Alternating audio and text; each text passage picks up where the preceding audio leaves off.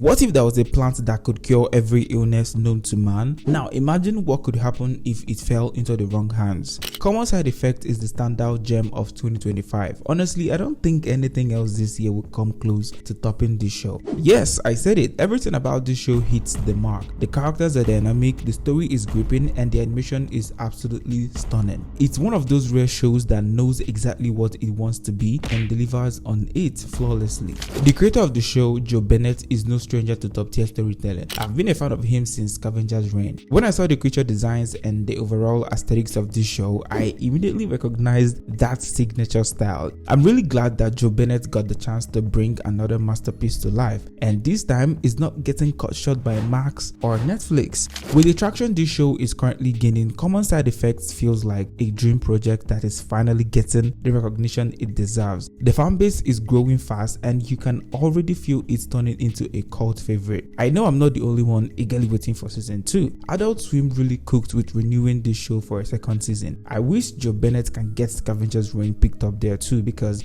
at this point I'm a full-on Joe Bennett stan.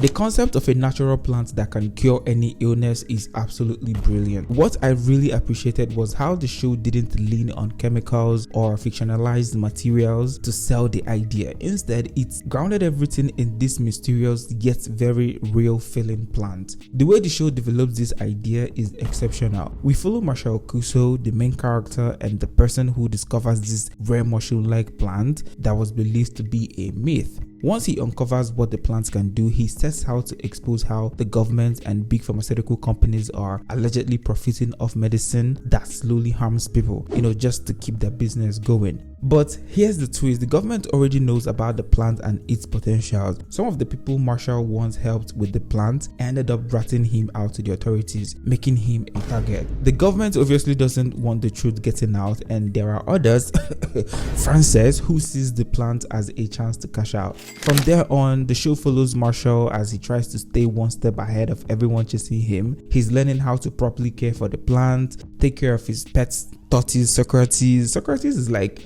the MVP of this show, by the way. Marshal is doing all this all while trying to figure out who he can actually trust, because let's just say a lot of people want the mushroom. This whole event is delivered in such a fun, engaging way that you will find yourself rooting for Marshal even more than he roots for himself. Seriously, this man has no self-preservation instinct, and it's kind of hilarious. The characters in this show are brilliantly written and fully fleshed out. Each one gets the spotlight they deserve, and their individual storylines are so engaging that you can't help but get invested in every single arc. Honestly, the characters are what elevates Common Side Effects to another level. They are the heart of the show. Marshal is a master of getting into and out of trouble in the most chaotic yet calculated ways. When I say he's one step ahead of everyone chasing him, I mean it.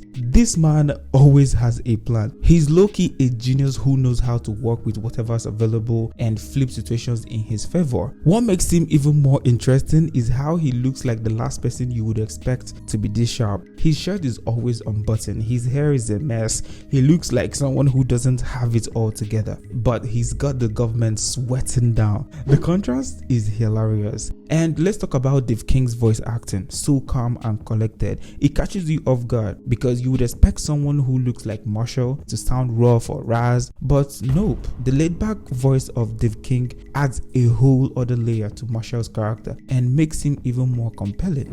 Then there is Frances. Frances is that character who is written to get under your skin, and she does it well. Maybe it's just me, but the longer the show went on, the more I found her frustrating. She doesn't even seem fully aware of how manipulative she's being with Marshal, which just adds to the chaos. Frances works for Rick, the ultra-rich CEO of a pharmaceutical company, who is like your stereotypical rich boss that is too wealthy to realize regular people have actual problems. But the dynamic between him and Frances was genuinely fun to watch. They are entertaining every time they are on the screen together. Frances herself is pretty relatable. She's trying to juggle life, take care of her sick mom, and keep her relationship afloat. But the moment Frances reconnects with Marshal, everything shifts for her. Her priorities start to blur. And while I get where she's coming from, the way she goes about things in this show is what I have problems with. But all in all, Frances is a well-written character for sure. Then we have Copano and Harrington. These two are hands down one of the best duos in this show. They've worked together for a long time that their friendship has evolved into a tight, unspoken bond. They are loyal to their job anyway, even though that they barely understand what they are working on sometimes. And then when they finally do figure it out,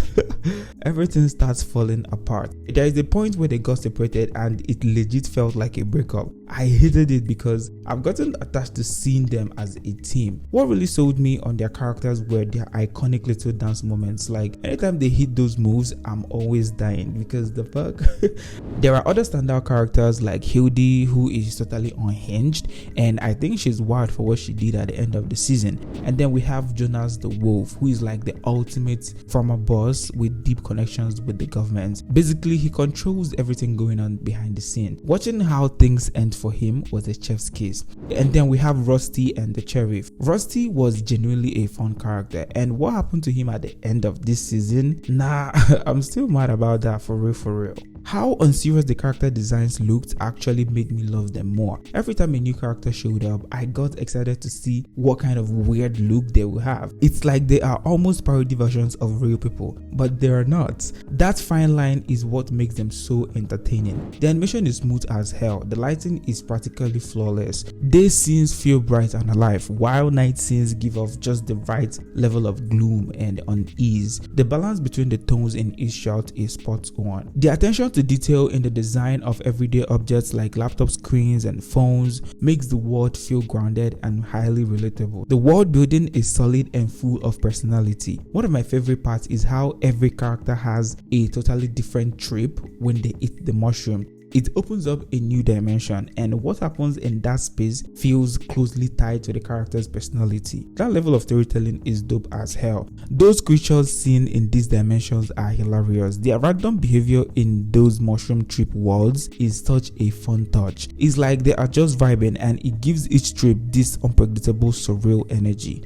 Although we don't get full explanation of what these creatures are or why they appear after taking the mushroom, I hope the next season will shed more light on them. What I really enjoyed about Common Side Effect has to be the humor each character brings to the table. At times, it honestly feels like a full-on comedy, the kind that will have you laughing hard at the most random character moments. Rick in particular had me cracking up more than I can count. The dialogue between characters feels supernatural, almost like you are watching real people have real conversations. It's so grounded that I could easily imagine this being adapted into a live-action series without losing any of its charm.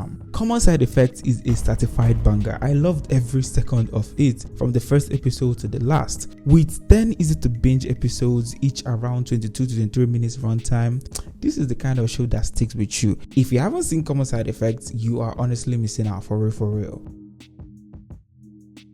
If you made it to this level of the video, you are the real MVP. I really appreciate you watching the video. Please do make sure to like the video and subscribe to the channel for more videos like this. If you have seen the show, what do you think of the show? Let me know in the comments. I'll see you guys in my next video. I'm out of here.